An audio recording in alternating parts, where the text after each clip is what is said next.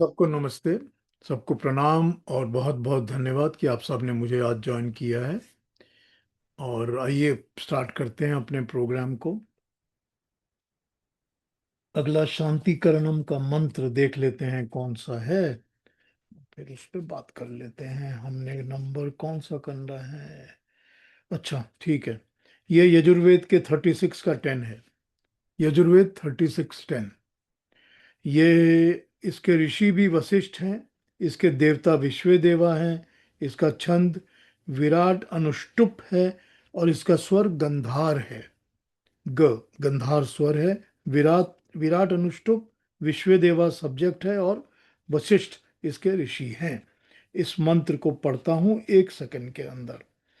अब एक बात आपको बता दूं कि जो भी विश्वे देवा सब्जेक्ट के मंत्र होते हैं, जिसका सब्जेक्ट या देवता विश्व देवा होता है, विश्व देवा का मतलब ही होता है क्रिएशन। सारी की सारी जो हमारी क्रिएशन है, हम इसी को विश्व देवा के नाम से जानते हैं। तो विश्व देवा का मतलब ही हो जाता है कि हम क्रिएशन की बात कर रहे हैं। आइए मंत्र देखते हैं कि कौन सा है हमारा आज मंत्र।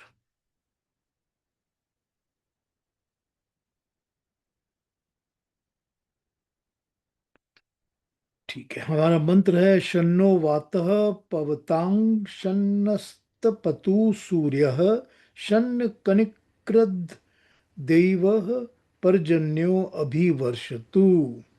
तो हमने सूर्य पर्जन्य कनिक्र सब बातें कर ली। ऑब्वियसली विश्व देवा की ही बात हो रही है। मंत्र को समझते हैं कि मंत्र क्या कह रहा है। ये यजुर्वेद का 36:10 ये कहता है भूमंडल पर हमारे देश में वातः वायु न हमारे लिए शम पवताम पवन पावन हो, हमारे लिए पवित्र हो, और वो हमको शांति से बहे और हमको शीतलता दे और पवित्र करे। शीतल मंद समीर बहता रहे। सूर्यम शम यथा स्थायत, शांति देने वाला हो सूर्य भी, और सूर्य अर्थात सूर्य का ताप हमारे लिए अनुकूल हो, रोग निवारण करे, शांति लाभ दे। सूर्य की उष्णता उतनी ही हो जितनी हमें जरूरत हो। शम शांति के लिए हमारे, देवह ऊपर से गुजरता, कनिक्रदत्त गरजता हुआ, पर्जन्य बादल फसलों को हरा भरा करे, भूमि को उपजाऊ करने वाला हो। बादल अभिवर्षतु, सब ओर से बरसात वर्षा दे, बरसात दे, अर्थात ऊपर आकाश पर गरजने वाले मेघ सिर्फ गरज के उड़ ना जाए, हमको बरसात भी दे। और बरसात से हमारे खेतों को लाभ हो, गिर गिर के बरसे, ताकि कहीं भी सूखा ना पड़े और कोई अशांति ना हो। ये सब हमारी शांति के लिए ही कर्म करें। ये है छोटा सा इसका मंत्र का अर्थ। अब यहाँ पर हमने देखा कि ये हमको कहता है, पहले तो वो कहता है कि हमारे लिए जो वायु है, जो भी वातः वायु बहती है। अब यहाँ पर आप कह सकते हैं कि वातः जब कह दिया तो फिर तो हमारे शरीर के अंदर भी तो वातः होती है ना। तो वो भी हमारी शांत रहनी चाहिए। हमारे लिए उसका उपक्रम या उसकी कोई प्रॉब्लम्स, इरिटेशन, एजिटेशंस नहीं होनी चाहिए। तो एक बाहर की वायु और एक हमारे अंदर की वायु, सब हमारे लिए शांतिदायक हों। अब वायु शांतिदायक तभी होती है जब वो बड़े डिसेंट और सिंपल तरीके से बहती रहती है, जिसको हम समीर कहते हैं। ठीक है ना। समीर तो वही वायु होती है जो बड़े आराम से बहती है, शीतल समीर। जब वो आंधी बन जाती है तो हमको डिस्टरबेंस होने लगती है, या जब वो एकदम रुक जाती है, बिल्कुल भी नहीं होती, तो हमको प्रॉब्लम होने लगती है, हमको गर्मी लगने लगती है। तो हम चाहते हैं कि जो वायु है वो अच्छी तरह बहे और हमारे कल्याण के लिए, हमारे भले के लिए बहे। अब वायु हमारे भले के लिए बहती है तभी तो हम सांस ले सकते हैं ना आराम से, वरना हम सांस ना ले सकें। और वो वायु ही तो है जो हमारे सांसों से हम सांस के अंदर लेते हैं और बाहर निकालते हैं, वो भी तो वायु है ना। और फिर हमारे शरीर के अंदर की भी तो वायु है ना, जिसको हम वात कहते हैं। तो ये सारी वायु जो है, इनके हम कल्याण के लिए, कि हमारे अच्छे के लिए, हमारे भले के लिए ही बहें। कोई डिस्टर्बेंसेस ना हो, इरिटेशंस ना हो। फिर हमने कहा सूर्य भी हमको उतनी ही गर्मी दे। अब सूर्य जो है वो आकाश में चमकता है, उसकी किरणें हैं।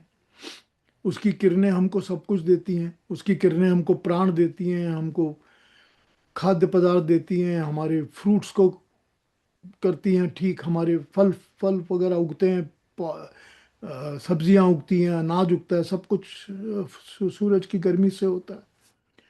तो वही सूर्य की गर्मी जो हमारे शरीर के अंदर भी है, जो हमारे अंदर, हम तो इतने दिनों से अपने प्रश्न उपनिषद में अग्नि पर ही बात कर रहे हैं। तो जो अग्नि हमारे शरीर के अंदर है और जो अग्नि बाहर है, वो सब सूर्य से ही मिली हुई है ना। सूर्य से ही तो हमको अपने शरीर के अंदर भी अग्नि मिली है ना, वो भी तो हमको सूर्य से मिली है, क्योंकि वो प्राणों के साथ ही आती है और प्राण सूर्य के थ्रू आते हैं। तो ये जो अंदर का सूर्य और बाहर के सूर्य हैं, ये भी हमको बिल्कुल शांति और सुख प्रदान करें। ऐसा ना हो कि हम इतनी गर्मी में हो कि हम जल जाएं या मर जाएं, या इतनी ज़्यादा कम हो हीट कि हमको ठंड ही लगती रहे सारा समय। अब हमको इस पृथ्वी पर जहाँ हम रहते हैं, इस पृथ्वी पर हमको ऐसी बहुत सारी जगह पता है जहाँ पर सूर्य होता ही नहीं है, या साल में 2 दिन 4 दिन दिखता है, या कहीं पर ऐसा ज़्यादा होता है कि बहुत ज़्यादा गर्मी हो, बहुत ज़्यादा तकलीफ होती है। दोनों चीज़ें हम देखते हैं, हमको पता है इन चीज़ों का। तो हम इसीलिए तो उसकी प्रार्थना करते हैं ना परमात्मा से, कि हमको ये शांतिदायक हो, हमको अच्छी कल्याण करने वाला हो, हमारा भला करने वाला हो, हमको तकलीफ ना दे। और तकलीफ ना दे और भला करने वाला हो, तो भला करने वाला तो हमारे अंदर की अग्नि भी अगर इम्बैलेंस्ड हो जाए तो हमको तकलीफ ही तकलीफ होती है। हमारे अंदर शरीर की अग्नि अगर थोड़ी कम हो जाए, तब तकलीफ होती है कि हमारा खाना हजम नहीं होता, हमारे बॉडी के पार्ट्स ठीक नहीं चलते, हमारा शरीर ठंडा रहता है। और अगर ज़्यादा हो जाए तो फिर भी तकलीफ रहती है कि समझ हमेशा पसीना आता रहता है, हमेशा एसिडिटी होती रहती है। यही वो अग्नियां हैं जिनकी हम प्रार्थना करते हैं परमात्मा से भी, बाहर की अग्नि भी और अंदर की अग्नि भी, कि सूर्य देव हमारे लिए शांतिदायक हो, हमारा कल्याण करें, हमारा भला करें।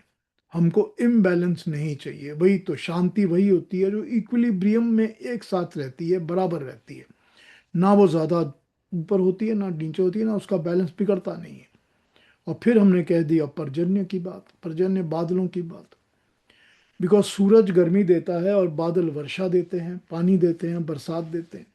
तो जब बादल बरसात देते हैं तो फिर बरसात पड़ती है और उस पर सूरज की किरणें पड़ती हैं, तभी तो सारी की सारी अनाज फल सब पैदा होते हैं ना। जो भी चीज़ ज़मीन से पैदा होती है वो पैदा ही तब होती है जब उस पर बरसात के पानी पड़ता है और सूरज की धूप पड़ती है। ये दोनों चीज़ें जरूरी है ना कोई भी चीज़ के उपज के लिए, पैदा होने के लिए। उसी तरह हमारे लिए भी बहुत ज़रूरी है। फिर हमारी बॉडी के अंदर भी तो वाटर वाटर है ना, पानी है ना, लिक्विड्स है ना हमारी पानी बॉडी के अंदर। कि हमारे बॉडी के अंदर के पानी भी तो बैलेंस्ड रहने चाहिए ना। कि बॉडी के अंदर के पानी सूख जाएं या खराब हो जाएं तो वी कैनॉट लिव, या एक्सेस हो जाएं तो भी हम नहीं ले सकते, क्योंकि तब भी हमको तकलीफ होगी। तो ये चीज़ें जो है हमने यहाँ पर प्रार्थना की है परमात्मा से, कि बिल्कुल बैलेंस्ड रहे और हमारे कल्याण के लिए हो। अब शांति तो मैंने आपको समझाया था, शांति तो समइति होती है, एक बराबर बैलेंस इक्विलिब्रियम मेंटेन करने वाली। तो शांति वही होती है जो इक्विलिब्रियम मेंटेन करती है। तो हमने यही प्रार्थना की है इसमें परमात्मा से, कि ब्रह्मांड में, अब क्योंकि ये विश्वे देवा इसके मंत्र के सब्जेक्ट्स हैं, तो ये तो सारा का सारा क्रिएशन और विश्व देवा तो है ही, मगर उसके साथ साथ इस विश्व देवा का ही तो कनेक्शन हमारे शरीर के साथ भी है ना। तो वही बात जो ये पिंड में होता है वही ब्रह्मांड में होता है, और जो ब्रह्मांड में घट रहा है वही हमारे पिंड में रिफ्लेक्ट हो रहा है।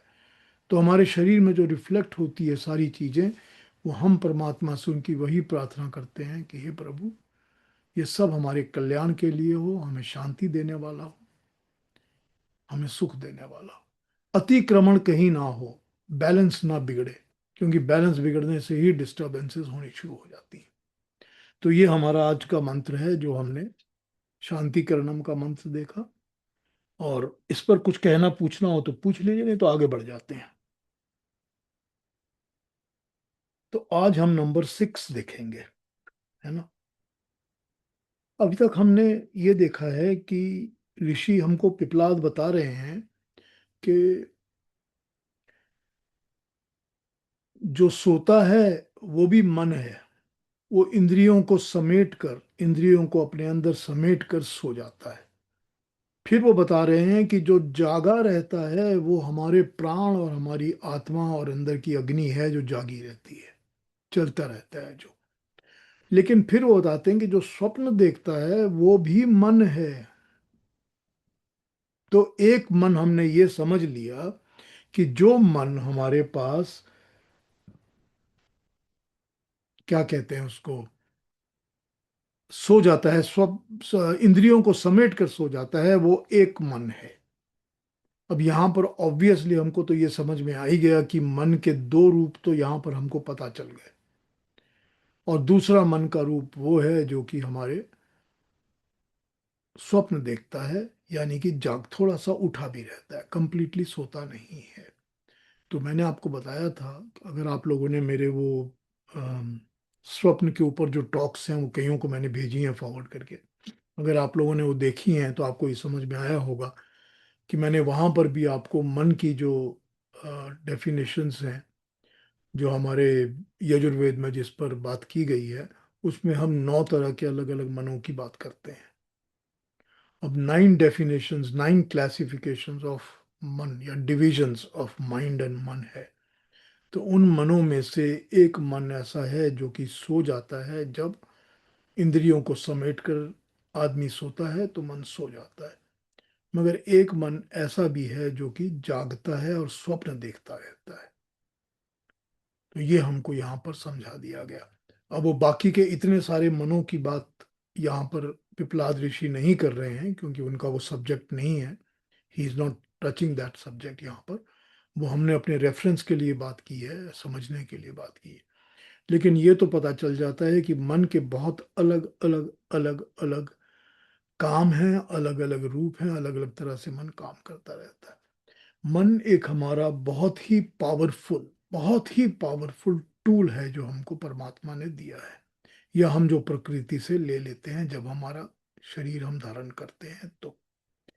अब मैंने आपको कई बार ये कहा हुआ है, बहुत बार मैंने आपसे ये बात बताई हुई है कि जब आत्मा शरीर धारण करने लगती है तो वो सूक्ष्म शरीर को पहले पकड़ लेती है, उसके बाद वो स्थूल शरीर में आती है। और वो सूक्ष्म शरीर का ही हिस्सा मन है। करेक्ट, ये मैंने आपको बहुत बार कहा हुआ है। अब कई जगह ये मैंने पढ़ा है, कई जगह विद्वानों ने ये लिखा हुआ है, and they might be right also, कि जब आत्मा सूक्ष्म शरीर धारण करके आती है तो उसको वही उसका सूक्ष्म शरीर रहता है जो उसका सूक्ष्म शरीर पहले जन्मों में था। मतलब ये है कि किसी एक आत्मा को जो सूक्ष्म शरीर मिल गया वो वही मिलता है हर बार, उसका सूक्ष्म शरीर चेंज नहीं होता। तो उससे होता यह है कि उसका मन तो वही रहता है जो पिछले पिछले पिछले और उससे पिछले जन्मों में था। तो मन चेंज नहीं होता। ये एक थॉट है जो कि लोग कहते हैं कि this is how it happens. कुछ लोग कहते हैं कि नहीं, ये सारी छाप तो आत्मा पे रहती है, तो जैसे ही आत्मा फ्रेश नया मन पकड़ता है उसमें अपना सारा का सारा डाउनलोड कर देता है इंफॉर्मेशन, मन उसी तरह बन जाता है जैसा कि आत्मा चाहती है। So both ways you can understand, any which way it is the same thing, you don't have, there is no confusion about it. बात तो एक ही बनती है, चाहे ऐसे समझो या वैसे समझो। ठीक है ना। लेकिन ये बात पक्की है कि जब मनुष्य को मोक्ष मिलता है, जब उसको इस जन्म मरण का बंधन छूटता है, तो सूक्ष्म शरीर भी उसका छूट जाता है, क्योंकि प्रकृति से उसका कनेक्शन पूरी तरह छूटता है, तभी उसको मोक्ष मिलता है। अब यहां पर एक बात और, थोड़ा सा वापस आ जाता हूं अपने सब्जेक्ट के ऊपर, कि मन जो स्वप्न देख रहा है, ये मन भी स्वप्न तभी देखता है जबकि शरीर के अंदर डिस्टरबेंसेस होती हैं। या तो मन के अंदर डिस्टरबेंसेस होती हैं या शरीर के अंदर डिस्टर्ब, शरीर, मन भी तो शरीर का हिस्सा है ना। तो जब डिस्टरबेंसेस होती हैं तभी मन स्वप्न देखता है। अब ये डिस्टरबेंसेस शरीर में सत्व रजस और तमस गुण से हो सकती हैं, कि जब रजस गुण ज्यादा होता है तो चंचलता होती रहती है, तो मन स्वप्न जरूर देखता है, वो देखता ही देखता है।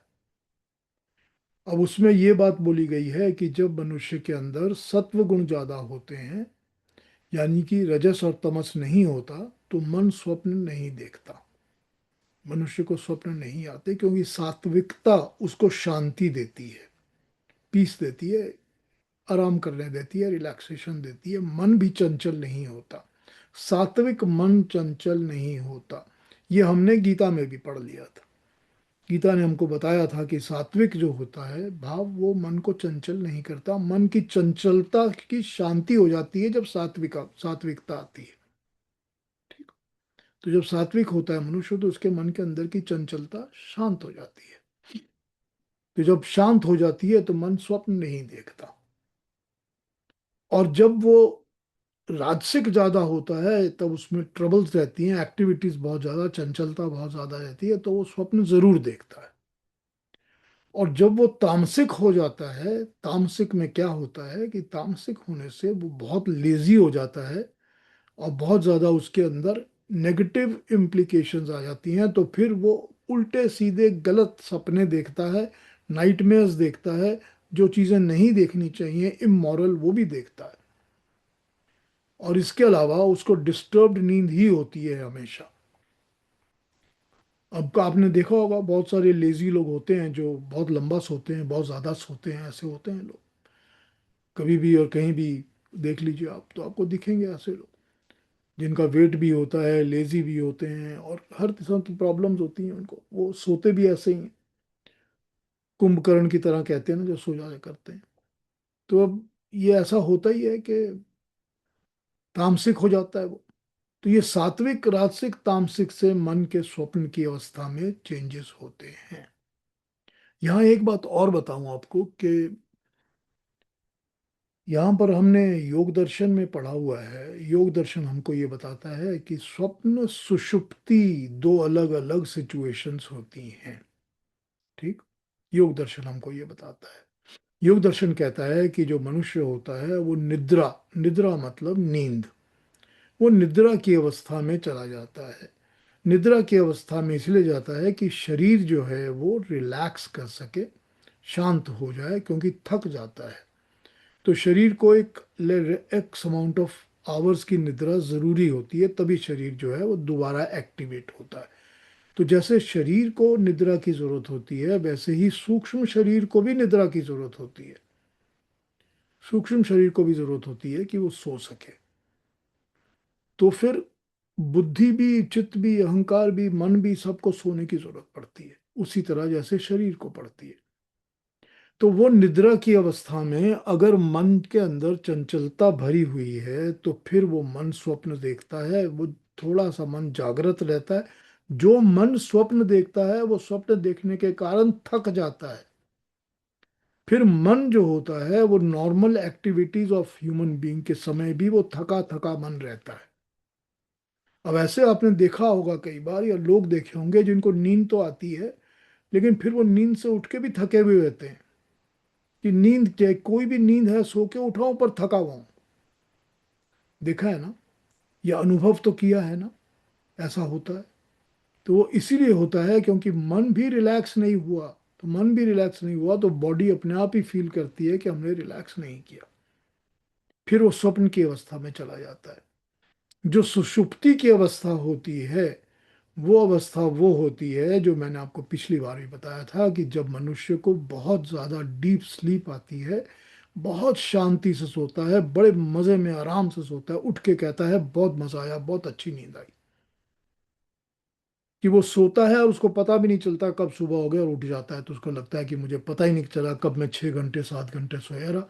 बड़े आराम से सोया, बड़ा डीप स्लीप सोया, और डीप स्लीप में सो के मैं उठ गया। तो जब मन ऐसी अवस्था में सोता है, ऐसी हालत में सोता है, तो उसको सुषुप्ति कहते हैं। अब एक चीज आपको बताऊं यहां पर, this is going to be a new thing for you everybody. सुषुप्ति में क्या होता है पता है आपको? सुषुप्ति में योग दर्शन कहता है सबसे इंपॉर्टेंट चीज होती है डिस्कनेक्ट। डिस्कनेक्ट, आपका डिस्कनेक्ट हो जाता है। किस चीज से? आपका डिस्कनेक्ट हो जाता है, नंबर वन, प्रकृति से। करेक्ट। आपका डिस्कनेक्ट हो जाता है अपनी इंद्रियों से, अपनी ही इंद्रियों से। आपका डिस्कनेक्ट हो जाता है अपने सूक्ष्म शरीर के साथ। तो जब इन सब चीजों से डिस्कनेक्ट हो जाता है, छूट जाता है, कनेक्शन कट जाता है, करेक्ट, तब कहता है इंसान कि मैं बड़े मजे में सोया। तब उसको सुषुप्ति में सबसे ज्यादा आराम मिलता है। करेक्ट, ठीक बोल रहा हूं? ये तो समझ में आ रही है ना बात? आ रही है ना इतनी बात समझ के? डिस्कनेक्ट ही तो इंपॉर्टेंट पार्ट है ना यहाँ पर।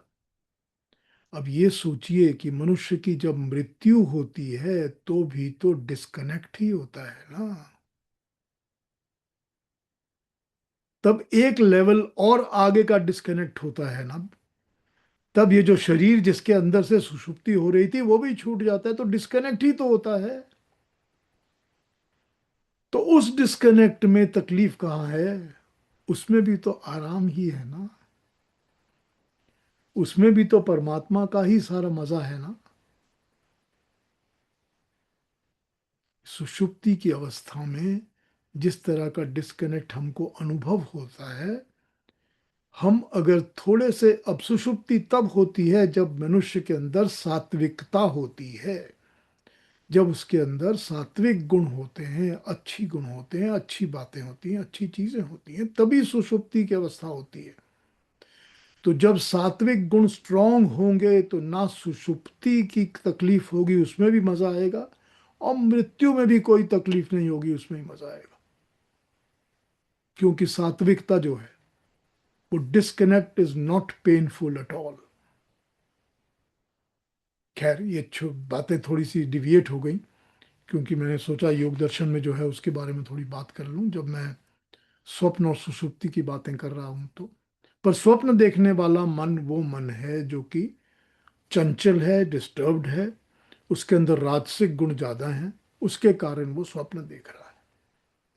और तीसरी एक और बात है, जो बॉडी के इम्बैलेंसेस होते हैं ना, वात पित्त और कफ के, कि वात ज्यादा हो गई है या पित्त ज्यादा हो गई है या कफ, उनसे भी स्वप्न जरूर आते हैं।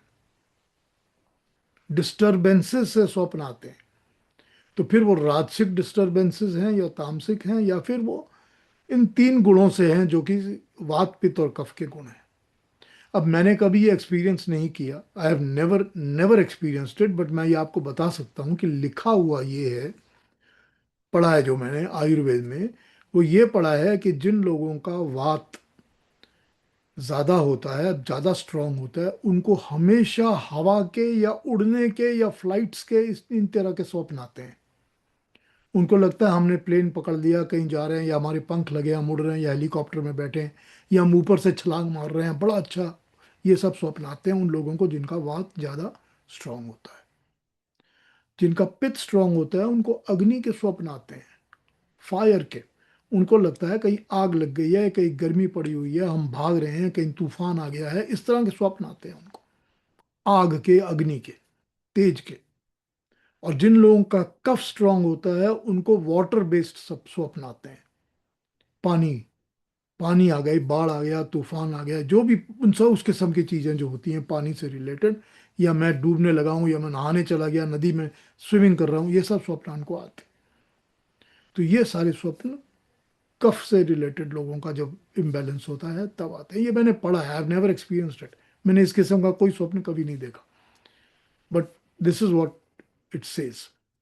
तो स्वप्न के लिए जो मन की अवस्था है, वो मन की अवस्था वही होती है कि हमारा एक मन तो इंद्रियों को समेट के सो जाता है, मगर कोई एक मन उठ के स्वप्न भी देखता रहता है।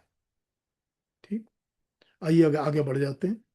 तो यहाँ तक जो मैंने आपसे बात की है, अब नंबर 6 पे आ जाते हैं, देखते हैं इसमें पिपलाद ऋषि आगे क्या कहते हैं।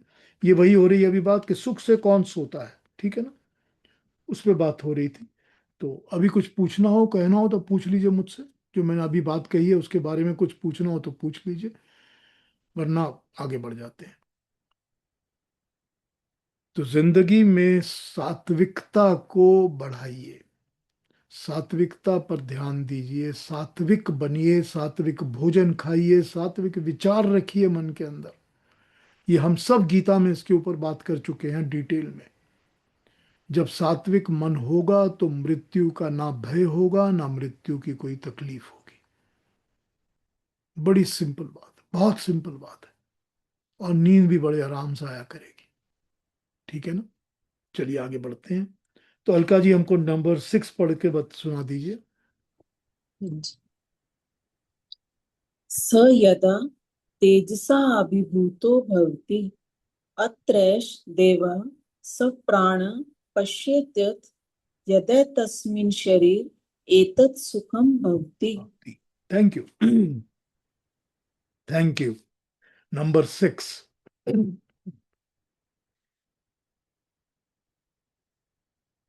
किसे सुख होता है? निद्रा की दशा में जीवात्मा सत्व रजतम इन तीन गुणों में से किसी एक से अभिभूत हो सकता है। कोई एक अवस्था प्रबल हो सकती है। जब निद्रा की अवस्था में सत्वगुण प्रधान होता है तो जीवात्मा तेज से अभिभूत होता है। उस समय वह स्वप्न नहीं देखता। उस समय इस शरीर में ही उसे सुख हो रहा होता है। तभी तो सात्विक निद्रा के पीछे मनुष्य तरोताजा हो जाता है। वो कहता है कि बड़े सुख से सोया। अगर निद्रा में रजोगुण प्रधान हो जाए तो वो सोकर उठने पर अपने को दुखी अनुभव करता है। हृदय धड़कता है, बेचैनी होती है। अगर निद्रा में तमोगुण प्रधान हो तो उठने पर शरीर हल्का होने की बजाय भारी हो जाता है। चित्त में ग्लानि होती है। सोने पर भी ऐसा लगता है मानो एक मिनट के लिए भी नहीं सोया। ये सब अवस्थाएं आत्मा की नहीं, शरीर की होती हैं। ये तो इन्होंने बताया हमको यहाँ पर। इसका वर्बटिम है, स वह मन देव यदा जब तेजसा प्रकाश से सत्व गुण से अभिभूत व्याप्त होता है, अधिकृत होता है, भवती होता है। अत्र इस अवस्था में सुषुप्ति में एषः देव, यह देव मन स्वप्न स्वप्नान स्वप्नों को न पश्यति नहीं देखता। अतः तदा सदा तब एतस्मिन् शरीरे इस शरीर में एतत् सुखम सुख वाला या सु अच्छी ख इंद्रियों वाला भवती होता है। सुख शब्द का एक वर्ड मतलब सु का मतलब अच्छा। ठीक है ना? हम किसी भी वर्ड के आगे सु लगाते हैं ना। सुविचार मतलब अच्छा विचार, सुदर्शन मतलब अच्छे दर्शन, सुभोजन मतलब अच्छा खाने का सामान। हम हर चीज के सामने सु लगाते हैं तो उसका मतलब होता है अच्छा, पवित्र, गुड। तो यहाँ पर ख जो है वो यूज किया है इंद्रियों के लिए। जब इंद्रियों के लिए यूज होता है और इंद्रियां अच्छी होती हैं या इंद्रियों को सुख मिलता है तो उसको हम सुख कहते हैं। ठीक। तो यहाँ ख इंद्रियों के लिए यूज किया। तो जब इंद्रियां को सुख मिलेगा, शांति मिलेगी, तब मिलेगी जबकि आपके अंदर तेजसा अभिभूत भवती, आपके अंदर सुषुप्ति में सात्विक गुणों की, सात्विक तेज की, परमात्मा के तेज की आपके अंदर अभिभूति होगी। समा जाएगा आपके अंदर वो बैठ जाएगा, आपके अंदर होगा वो। तभी आपको उसकी सुषुप्ति की अवस्था प्राप्त होगी। अब इसका एक नोट्स और पढ़ लेता हूं। वो कहता है, सुषुप्ति और समाधि दोनों अवस्थाओं में जीव तथा ब्रह्म एक दूसरे के संपर्क में आ जाते हैं। सुषुप्ति दशा इस प्रकार की है जैसे कोई राजा के पास बैठा हो परंतु सो रहा हो, उसे राजा के पास बैठे होने का कोई ज्ञान ना हो। ठीक।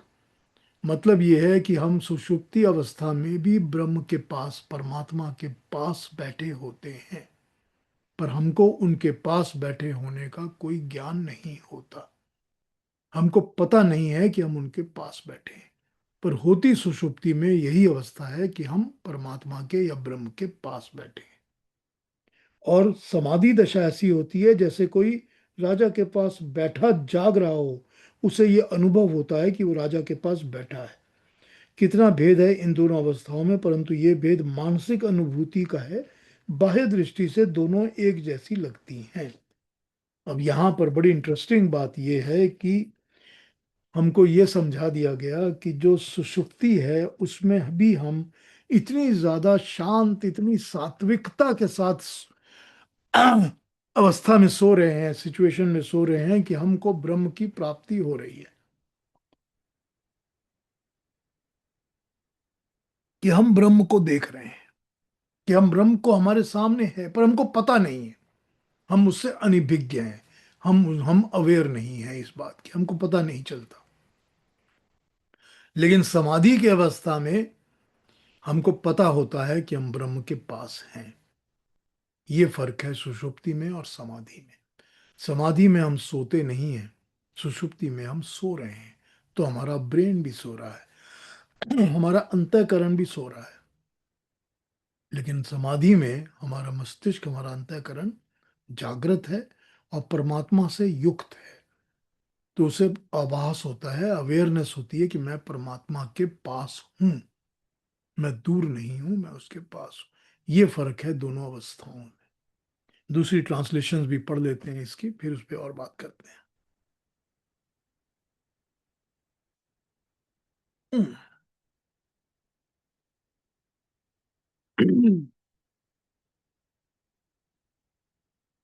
चौथे प्रश्न के उत्तर में पिपलाद ऋषि कहते हैं, जब यह मन तेजहीन हो जाता है तब इस तीसरी सुषुप्ति अवस्था को प्राप्त होने पर मन स्वप्नों को नहीं देखता। तब इस शरीर में सुख की प्राप्ति होती है और उस समय इस सुख का अनुभव करता आत्मा ही होता है। इसकी ट्रांसलेशन हमको ये बता रही है कि ये जो सुख मिल रहा है, ये सुख आत्मा को ही मिल रहा है, क्योंकि सुख तो इवेंचुअली आत्मा को ही मिलता है। सुख और दुख दोनों आत्मा को ही मिलते हैं। आज छाप तो आत्मा पर ही पड़ती है अल्टीमेटली।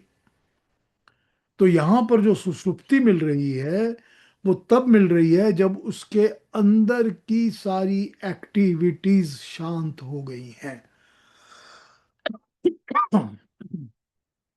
सॉरी, उसके शरीर के अंदर की एक्टिविटीज सारी शांत हो गई और वो सुषुप्ति में चला गया है, और उसका सुख जो है वो आत्मा को मिल रहा है, शरीर को नहीं मिल रहा। शरीर को तो मिल रहा है, शरीर तो बड़े आराम से सोया उठ के बोलेगा, लेकिन आत्मा को सुख मिल रहा है। और भी देखते हैं क्या है ट्रांसलेशंस।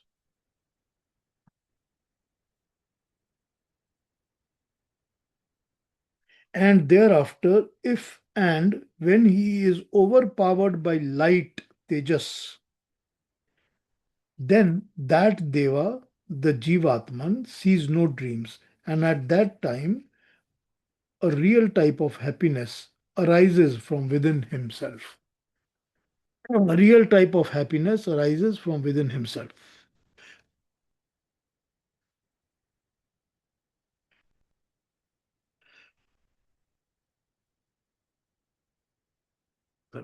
एक और गुरुदत्त जी का भी पढ़ता हूँ, फिर आ जाते हैं बात के ऊपर। जब मन तेज से अभिभूत हो जाता है तो वह स्वप्न नहीं देखता, तब उसके शरीर का ये सुख अनुभव यहाँ होता है।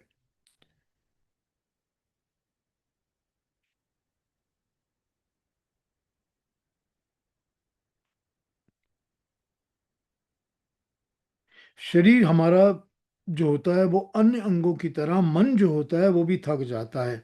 जब आधा थका होता है तो अर्ध चेतस अवस्था में वो स्वप्न देखता है।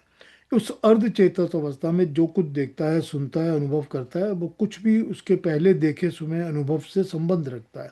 इसके साथ ही नींद में उसकी शारीरिक अवस्था सीधा टेढ़ा छाती पर कैसे होता है, इसके ऊपर भी डिपेंड करता है कि वो कैसे, क्या स्वप्न देख रहा है। जब वो थक कर बहुत गहरी नींद में चला जाता है तो स्वप्न लोक से बाहर होकर अथवा अचेत की अवस्था में हो जाता है। शरीर के अन्य अंगों की भांति इसमें भी आराम करने से पुनः कार्य शक्ति का संचार होता है। जब वो जाग जाता है, इसी प्रकार से जैसे आंखें, कान वगैरह सब थकने के बाद, सोने से, सोने के बाद उठने से अच्छी हो जाती हैं, काम करने लग जाती हैं फिर से, वैसे ही मन भी है। मन भी सोने के बाद सतर्क होकर फिर काम करने लगता है। प्राणी के शरीर में शरीर की टूट फूट की मरम्मत करने का साधन भी शरीर के अंदर ही है। इसी कारण आराम से सोने पर मन को पुनः जानी सुनी बातें समझ में आने लगती हैं। तो ये हमने पढ़ा यहाँ पर, जो हमको ये समझा रहे हैं सुषुप्ति के बारे में। ये बता रहे हैं कि जब मनुष्य के अंदर सात्विकता और तेजस, परमात्मा का तेज ज्यादा बढ़ता है, तब उसके अंदर स्वप्न की डिस्टरबेंस वाली अवस्था मन में नहीं होती। अब यहाँ दोनों बातें जो मैंने शुरू शुरू में आपसे बातें बताई हैं, वो दोनों बातें यहाँ आ जाती हैं। दोनों बातें कौन सी आ जाती हैं? ये भी हो सकता है कि बहुत ज्यादा थका हुआ शरीर, बहुत ज्यादा थका हुआ शरीर, वो अचेतस अवस्था में चला जाता है। अचेतन मतलब आधा बेहोश, ठीक, सेमी फेंटेड। वो आधा बेहोश अवस्था में चला जाता है, तो फिर उसको हो सकता है स्वप्न वगैरह नहीं आते, वो थक जाता है इतना ज्यादा। तो उस अवस्था में हम ये नहीं कह सकते कि वो सुषुप्ति की अवस्था है। हम ये तो कह सकते हैं कि वो बहुत थका हुआ है, बहुत डीप स्लीप है उसकी भी, और उस डीप स्लीप के कारण ही वो एकदम थक के सो गया, और बहुत डीप सोया, और बहुत ज्यादा बाद में वो उठा। ये तो हम कह सकते हैं। लेकिन उस वक्त वो तेजस के कारण या सात्विकता के कारण वो सुषुप्ति में नहीं गया है।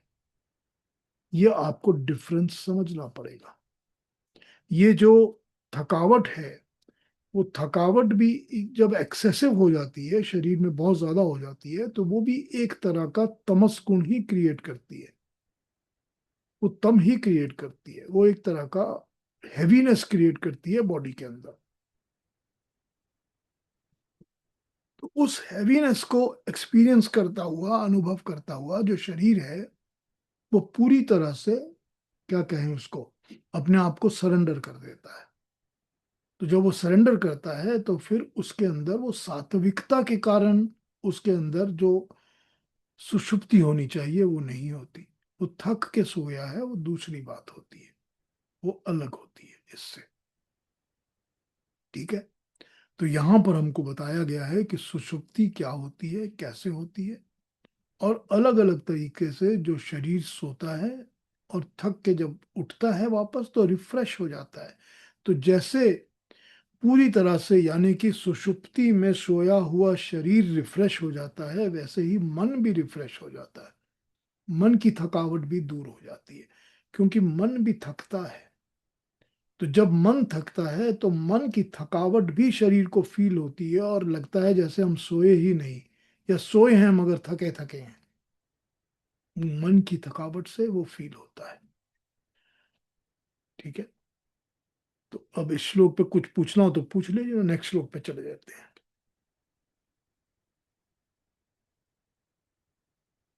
जी, कोई बात, कोई क्वेश्चन?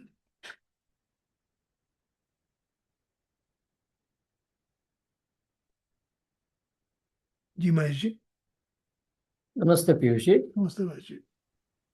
आज का भी काफी डीप था आपका एक्सप्लेनेशन। सो दो दो क्वेश्चंस है। एक तो कि जो जिस तरह से फिजिकल बॉडी सबसे पहले थक जाता है, फिर इंद्रियां शट डाउन होती है, फिर मन होता है, तो लुक्स लाइक के जैसे ही हम अ, आत्मा की तरफ जाते हैं और प्राण की तरफ जाते हैं, तो उसके पहले सब सब ग्रोस बॉडी वगैरह रेस्ट लेते हैं। तो क्वेश्चन ये है कि उसी तरह से is it okay to understand कि प्राण भी, जब हमारे प्राण चले जाते हैं तो प्राण भी एक तरह से प्राण की रेस्टिंग प्लेस यानी कि परमात्मा के पास जाती है, तो in a way that's their break. Even though उनको तो ब्रेक की शायद जरूरत नहीं है, लेकिन आत्मा और प्राण भी उसी तरह से जब ईश्वर के परमात्मा के पास जाते हैं हमारे, तो उनका भी ये लाइफ से एक तरह का ब्रेक है, जन्म जन्म के चक्कर से। नहीं महेश जी, यहाँ पर थोड़ी कंफ्यूजन है आपको। प्राण तो हमारे है ही नहीं। प्राण तो हम्म। परमात्मा ने दिए हुए हैं, परमात्मा की शक्ति है, वही हमारे अंदर काम कर रही है। ठीक है ना? अच्छा। तो परमात्मा ने हमको प्राण दिए हुए हैं। वो परमात्मा के दिए हुए प्राणों से ही हम जीवित हैं, जिंदा हैं। तो प्राण तो परमात्मा की शक्ति है, हमारे तो है ही नहीं, उसमें कुछ हमारा है ही नहीं। और प्राण थकते ही नहीं, क्योंकि अच्छा। परमात्मा का तेज है, वो परमात्मा का तेज तो थक नहीं सकता।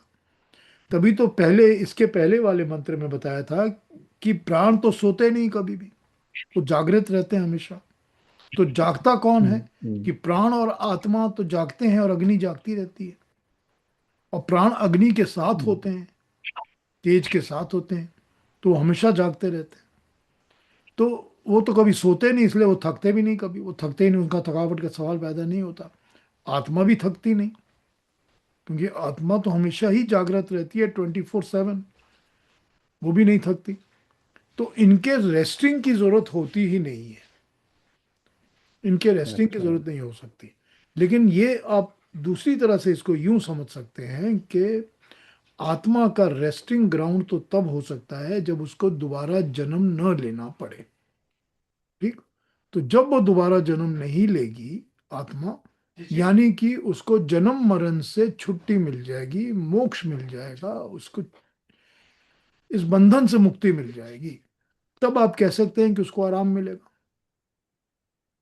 तो ये तो है ही है कि मोक्ष में तो परम सुख मिलता है, सब दुख छूट जाते हैं। तो वहां पर आप ये कह सकते हैं कि थकावट नाम की चीज कुछ नहीं है, लेकिन बंधन से मुक्ति या दुखों से मुक्ति है, दुख छूट जाते हैं, कि आत्मा के दुख छूट जाते हैं। तो उसको परम सुख की अनुभूति होती है, मतलब डिवाइन हैप्पीनेस, परम सुख की, परमात्मा से जो मिलने का सुख होता है, सब सुखों से बड़ा सुख, उसकी एक्सपीरियंस, उसकी अनुभूति होती है। इसको इस तरह आप समझ सकते हैं। लेकिन प्राणों और आत्मा के थकने की बात नहीं है कि थक के वो जाते हैं ऊपर, या हर जन्म लेने के लिए उनको फिर थोड़ी देर के लिए प्राण रेस्ट हो गए, फिर जन्म ले लिया, फिर प्राण मिल गए। तो प्राण तो थकते नहीं है ना, वो तो परमात्मा का तेज है ना। ठीक है महेश जी? हाँ हाँ, थैंक यू पीयूष जी, बहुत बढ़िया। तो एक और इससे जुड़ा हुआ क्वेश्चन था कि अ, कई बार ये कहते हैं कि युगों युगों से बिछड़ा हुआ जीव जो अपना आत्मा रहता है, वो अपने परमात्मा से मिलने जाता है। तो उसके लिए हम जो अपनी लाइफ को सुधार रहे हैं, संवार रहे हैं, वो सब कर रहे हैं। तो इन सम वेज इज इट कि जिस तरह से हर चीज अपने मेकर के पास इवेंचुअली जाके बसना चाहती है, जिस तरह से हम भी always look forward to go back to our home. Vacation लिया तो 10 दिन ठीक है, 1 महीना ठीक है, लेकिन बाद में वापस हमको अपने घर जाना है। उसी तरह से आत्मा भी उसके मेकर यानी कि जहाँ से आया है परमात्मा, उसी के पास जानने की इच्छा रखता है। लेकिन हम लोग जो कर्म करते हैं, it makes it difficult to go there forever. हम लोग टेम्पररी जाके फिर वापस आ जाते हैं। तो is it kind of implied कि ये जो हमारी हमेशा इच्छा रहती है कि हमको परमात्मा से मिलना है, it's because we always want to go back to who made us और हु ब्रॉट अस डाउन। अब महेश जी, यहाँ पर अगर ये सिचुएशन या ये रियलिटी रहे कि हमारी आत्मा में हमेशा ये इच्छा रहती है, that is a very positive and good sign. तब तो हम हमेशा मोक्ष की तरफ ही अपना काम करेंगे, सात्विकता ही बढ़ाएंगे, ज्ञान बढ़ाएंगे, परमात्मा से मिलने की चेष्टा करेंगे।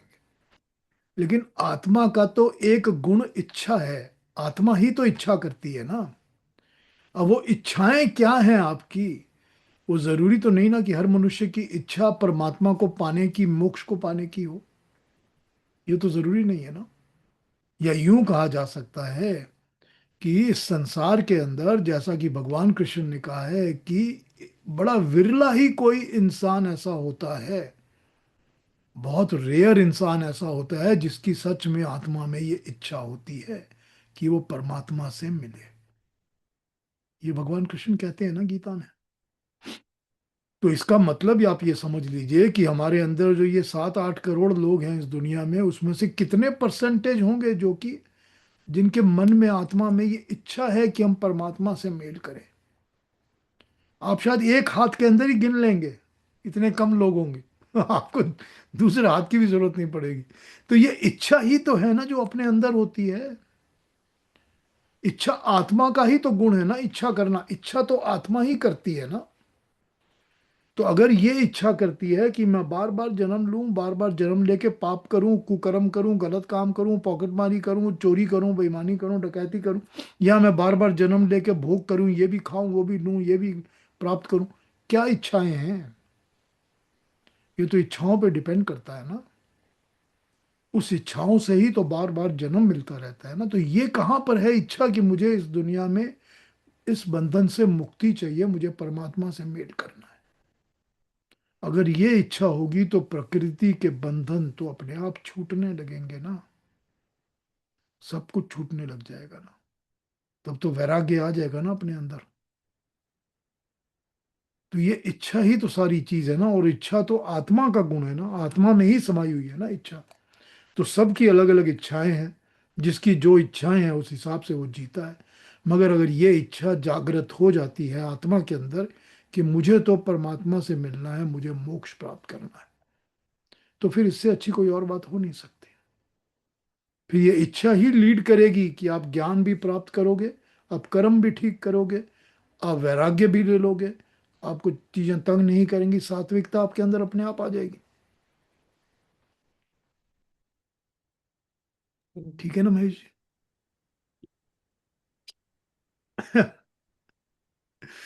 अभी कोई डिस्टरबेंस है थॉट की? जी, thank thank you Piyush ji, बहुत बढ़िया। Thank you. Thank you. हाँ जी केतु जी।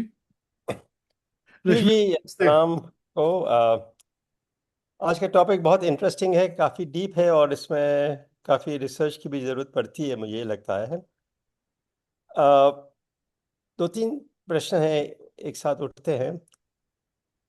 जैसे आपने कहा है कि डीप स्लीप में आत्मा को शांति मिलती है, सुख मिलता है। तो क्या ये कह सकते हैं कि जिनको स्वप्न आते हैं तो उसमें आत्मा को शांति या सुख नहीं मिलता है? कह सकते हैं क्या, इसके बारे में ऐसा सोच सकते हैं क्या? दोनों बातें हो सकती है ना। ये भी हो सकता है कि सुख की तो बात उस तरह से सुख जैसे सुषुप्ति में मिलता है वैसा हाँ सुख तो जी। नहीं मिलता। राइट। मजा आता है ये कह सकते हो आप कि मैंने बड़े मजेदार सपने देखे हैं। ठीक है अच्छा। ना, इंजॉयमेंट। तो वो हाँ। इंजॉयमेंट मजा आता है, वो अलग हो सकता है। या ये हो सकता है कि बड़ा तकलीफ हुई क्योंकि बड़े नाइटमेयर्स देखे, गलत सपने देखे। हाँ जी। हाँ दोनों जी। चीजें हो सकती हैं। हाँ जी। लेकिन ये जो सुख और दुख की अनुभूति है ये इवेंचुअली आत्मा पर ही तो छाप मारती है ना, हर चीज की इवेंचुअली। हाँ। रिपीटेडली जब रिपीटेड होती है तो आत्मा के ऊपर उसकी संस्कार पड़ जाता है। हाँ जी। अब स्वप्नों का संस्कार पड़ता है कि नहीं पड़ता, I am not too sure about it. कर्मों का पड़ता है, लेकिन हाँ जी। स्वप्नों का शायद संस्कार नहीं पड़ता। हाँ जी, तो ऐसा है कि इसी पर एक और सवाल है कि जैसे जैसे आपने कहा है कि मन से भी कर्म होते हैं, और अगर मन विचलित है किसी भी कारण और डिस्टर्ब्ड है, चाहे इस शरीर में इम्बैलेंस है, तो उससे भी क्या वो आत्मा पे कर्म की छाप पड़ती है? नहीं, क्वेश्चन ये है कि मन अगर डिस्टर्ब्ड है, करेक्ट? हाँ। अगर मन डिस्टर्ब्ड है तो कर्म डिस्टर्ब्ड होगा। हाँ, वो तो क्योंकि ठीक है। कर्म तो मन के अनुकूल होता है ना। जो मन कहता है वही तो कर्म करते हैं हम, हमारी इंद्रियां राइट। उसी तरह काम करती है ना। राइट। तो फिर कर्म भी डिस्टर्ब्ड होगा। हाँ जी। तो मन जब डिस्टर्ब्ड है तो उसका मन का कर्म फल डिस्टर्ब्ड है और कर्म का कर्म फल भी डिस्टर्ब्ड है। हाँ तो जी। दोनों के कर्म फल हमको मिलेंगे, मन का भी, मन के कर्मों के भी और शरीर के कर्मों का भी। दोनों के कर्म फल भी डिस्टर्ब्ड होंगे।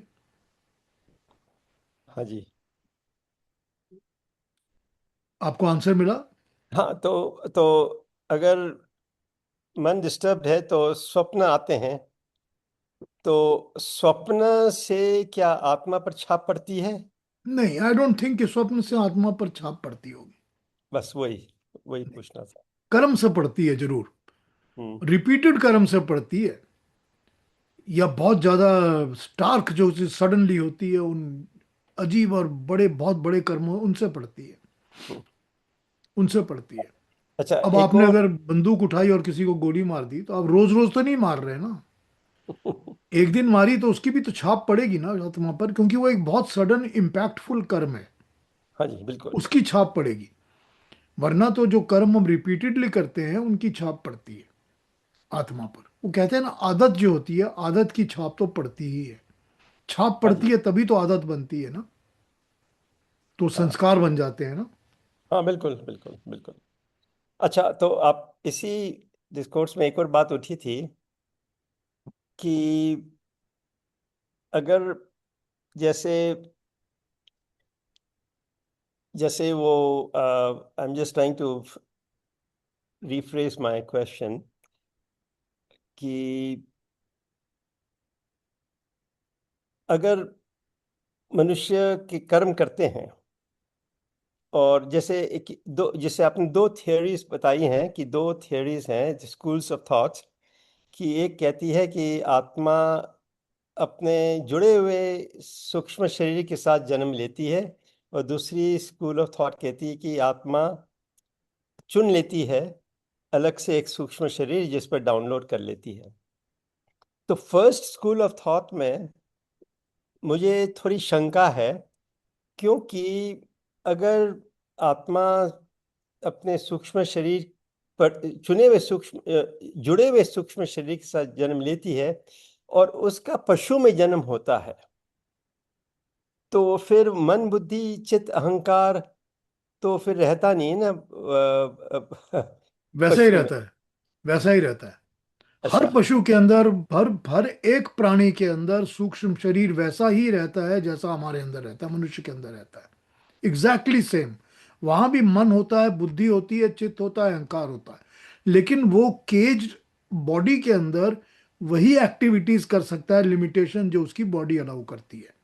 आपका भी जो हम्म। मन बुद्धि और चित्त अहंकार आपकी बॉडी मेरी बॉडी के अंदर है, वो ये नहीं सोचता कि मैं सडनली 12 फुट का लंबा हो जाऊंगा, क्योंकि उसको अपनी लिमिटेशंस पता है।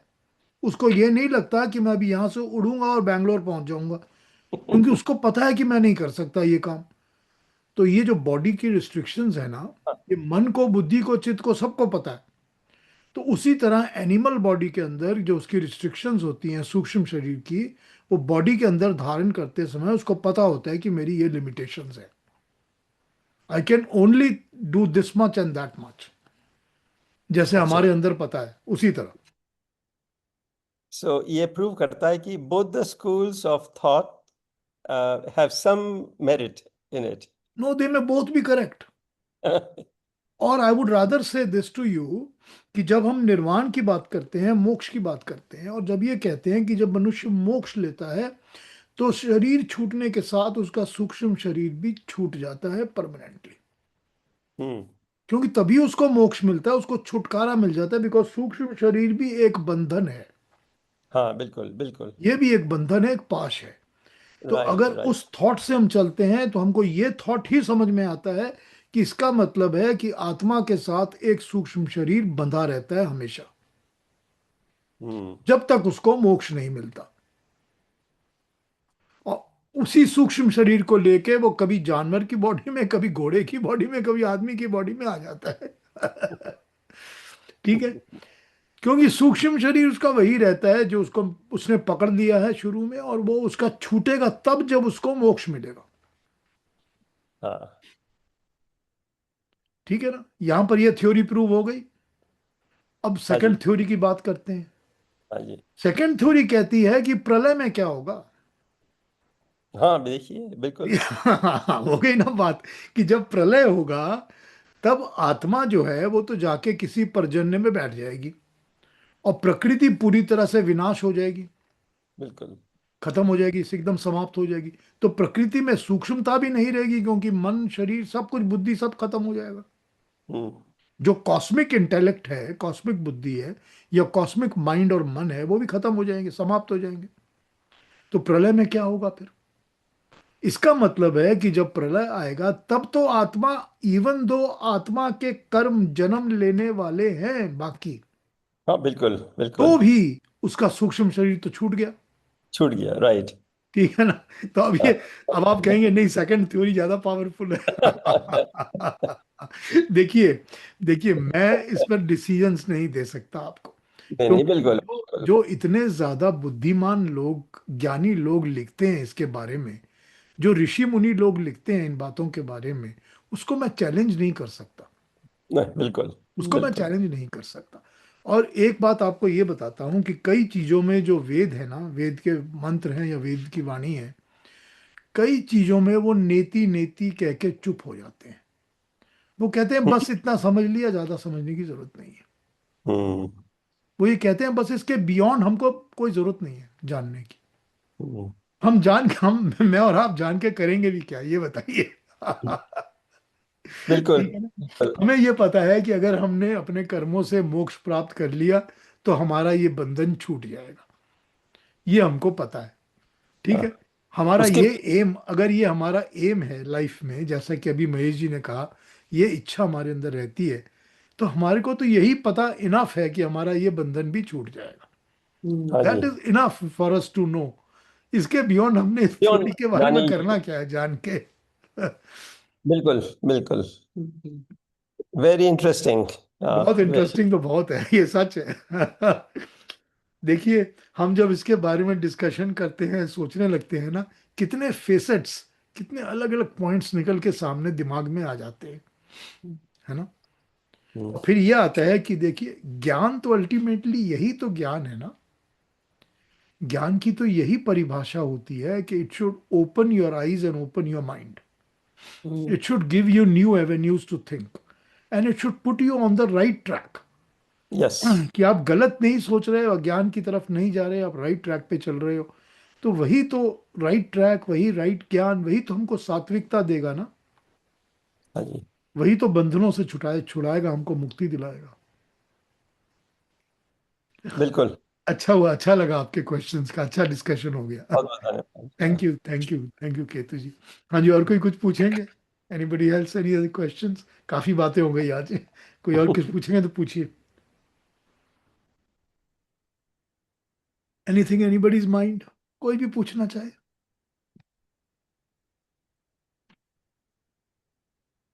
सीता जी कुछ पूछेंगी आज? जी नहीं, मैं और सुन के पूछूंगी। Thank you. पूछने की हिम्मत नहीं होती है with half the knowledge half understanding. हाँ हाँ, नहीं नहीं, क्या बात है। Thank you. हाँ जी, हाँ जी, हाँ जी, युक्ता जी। हाँ जी, बहुत ही इंटरेस्टिंग रहा आज का टॉपिक। मतलब एक सोचने का एक वो मिल गया है कि हम इसको फिर से सोचें, इस पर मनन करें कि ये क्या है रहस्य। बहुत अच्छा लगा। Very nice. इन चीजों को अपने अंदर एब्जॉर्ब कर लीजिए, अपने अंदर हाँ जी, ढाल लीजिए पूरी तरह से। क्योंकि जी। ये एक एक एक एक करके अंदर बैठती जाएंगी, तो अंदर हम्म। कहीं ना कहीं समा जाएंगी, चेतन मन में, अवचेतन मन में, कॉन्शियस सबकॉन्शियस माइंड के अंदर बैठ जाएंगी। हाँ। जब ये अपने अंदर बैठ जाएंगी चीजें, तो यही अल्टीमेटली हमारा बाउंस बैक का ज्ञान का सोर्स बनेंगी। हम और जब यही सर्च करेंगे कि हमको किसी एक पॉइंट के ऊपर, किसी चीज के यही ऊपर एक तरह जवाब से नहीं मिल रहा, संस्कार, ये इसकी तो छाप यही आत्मा हमको पर बैठ जवाब जाएगी। देंगे। राइट। हमारे अंदर से यही रिफ्लेक्ट करके जवाब देंगे कि this is the reality, this is the knowledge, this hmm, is how we should be understanding it. तो इन चीजों को इसी तरह अपने अंदर समा लीजिए, पूरी तरह बैठा लीजिए। हम्म। ठीक है ना। हम्म। हाँ जी, हाँ जी। हाँ जी, और कोई बात? कि- कितनी छोटी छोटी सी बातें हैं Piyush ji, day to day life में है ये, और कितनी डीप हैं, आपने उनको समझाया। वेरी नाइस, बहुत अच्छा लगा। Thank you Prabha ji. ये डे टू ये डे लाइफ में ही तो अपनाने की बातें ये हैं ना सारी। हाँ, बिल्कुल बिल्कुल। क्योंकि डे टू डे लाइफ में अपनाएंगे तभी तो हमारी आदत बनेगी, तभी संस्कार बनेंगे। उन संस्कारों से ही तो हमने जीना है ना आगे भी। जी, बहुत तभी अच्छा लगा। तभी पुराने चीजों की करेक्शन होगी और नई अच्छी चीजें बैठेंगी हमारे अंदर। बिल्कुल। हाँ जी, और बात कोई? हाँ, रेणु जी पूछिए जरूर। अब मुझे ये पूछना है, एक बार ना वीना जी ने और प्रभा जी ने कहा था कुछ टाइम पहले एक सेशन में कि इन लोगों को सांप के सपने आते थे, हाँ, और फिर उन्होंने कुछ पूजा कराई और फिर उसके बाद वो सपने आना बंद हो गए।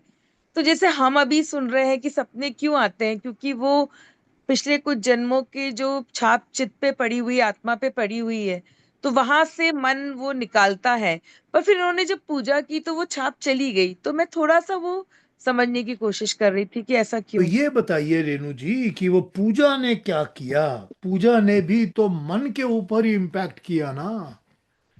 हाँ, पूजा ने तो करेक्ट। मन हाँ को बताया कि भाई बंद कर दो। अगर मैं आप अपने आप पर किसी दिन सुबह उठ के सोच लेते कि आज के बाद मेरे को ये सपना कभी नहीं आना चाहिए, और 2 बार 3 बार 4 बार आप इसको सोचते, तो वो बंद हो जाता।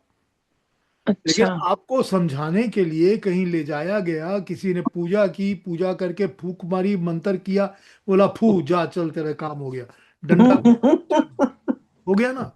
वो एक हाँ ही बात, वो भी तो मन है ना। मन को ही तो ये हाँ वो, इम्पैक्ट दिया गया, ये मैसेज दी गई ना मन को कि तूने और हाँ ये हाँ सपना नहीं देखना। जी। तो वो ये एक ही बात है हाँ, ना। ठीक है, हाँ ठीक है। एक ही बात जी, है ना रेणु जी। हाँ जी, हाँ ठीक है। Thank you. हम देखिए, जब आप उठ के सुबह सुबह आप उठेंगे, उठने के बाद नहा धोकर आप बैठ गए 2 मिनट की, हमने अपनी प्रार्थना प्रेयर्स करनी है, थोड़ी अगरबत्ती जला ली, थोड़ा सा दिया प्रदीप जला लिया। आप क्या कर रही है, अपने मन को ही तो समझा रही है ना, सात्विकता दे रही है ना मन को।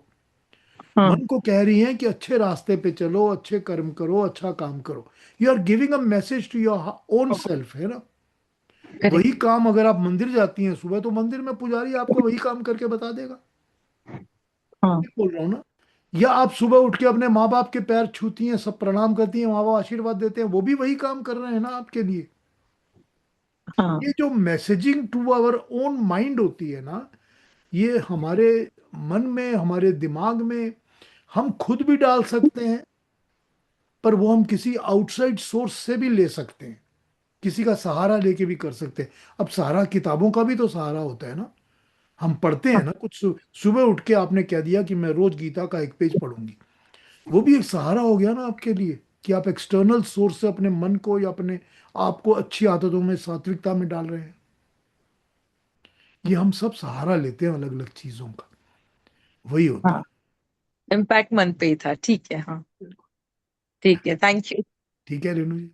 हाँ जी, हाँ जी, क्लियर हो गया। इंटरेस्टिंग है हाँ ना। हाँ जी, और कोई बात। एक एक तरह से ये चाहे पूजा हो, चाहे सेल्फ इंसेंटिव मोटिवेशन हो, ये तो एक पॉजिटिव रीइंफोर्समेंट हुआ। साइकोलॉजी में भी कहते हैं ना, पॉजिटिव रीइंफोर्समेंट और नेगेटिव रीइंफोर्समेंट। तो ये पॉजिटिव रीइंफोर्समेंट हो गया। चाहे खुद कर रहे हो, पुस्तक किताबें पढ़ रहे हो, या मंदिर में जा रहे हो, तो एक तरह से पॉजिटिव रीइंफोर्समेंट हो गया ना। अब ये देखिए ना, हमने जो गीता में पढ़ा था, उसमें भगवान कृष्ण क्या कहते हैं।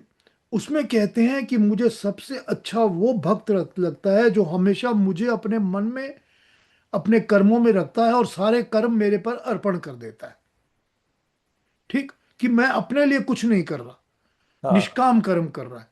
उन्होंने तो ये कहा नहीं ना कि वो ऐसा होना चाहिए जो फूक चलाता है, दिया जलाता है, या अगरबत्ती। उन्होंने क्या कहा आपको, वो ये कहते हैं कि मेरे लिए सबसे अच्छा भक्त वो है जो कि निष्काम कर्म करके सारे कर्मों को मेरे लिए अर्पण कर देता है। तो इसका मतलब है उसके मन के अंदर हमेशा ही परमात्मा वास कर रहा है। हाँ जी। हर काम को परमात्मा, कोई तेरे नाम का काम किया, परमात्मा तेरा शुक्र है तुझे अर्पण कर दिया। उसके लिए उसे एक्सटर्नल किसी चीज की जरूरत ही नहीं पड़ेगी। ठीक है ना। सबसे ट्रू। सुप्रीम तो वही है ना।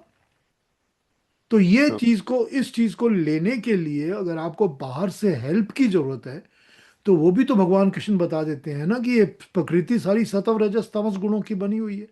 उसको हम्म। समझो तुम। वो तुम्हारे लिए काम नहीं करती, वो प्रकृति अपने लिए ही काम कर रही है। जो तुम खाना खा रहे हो, तुम प्रकृति को खिला रहे हो, प्रकृति ही खिला रही है। कि तुम्हारा शरीर ठीक रहे, शरीर भी प्रकृति है, खाना भी प्रकृति है। वो तो यही समझा रहे हैं ना। तो एक्सटर्नल हेल्प लेकर भी तो इंटरनली ही काम करना पड़ेगा ना। हाँ जी, बिल्कुल। तो वो तो इंटरनली अगर आप खुद कर सकते हो खुद कर लो, एक्सटर्नल ले सकते हो ले लो। किसी आदमी की हेल्प चाहिए, किसी मनुष्य की चाहिए, कोई रिचुअल की हेल्प चाहिए, किसी किताब की चाहिए, बात तो एक ही है ना।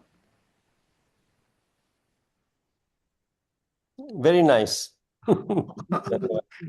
काफी अच्छी डिस्कशन हो गई आज, बहुत सारे अलग अलग सब्जेक्ट्स हमने टच कर बहुत दिए। अच्छे, बहुत। अगर आप लोग अगर इसको रिपीट करके सुनेंगे और फिर कोई क्वेश्चन आएगा तो जरूर पूछ लीजिएगा, जरूर पूछ लीजिएगा।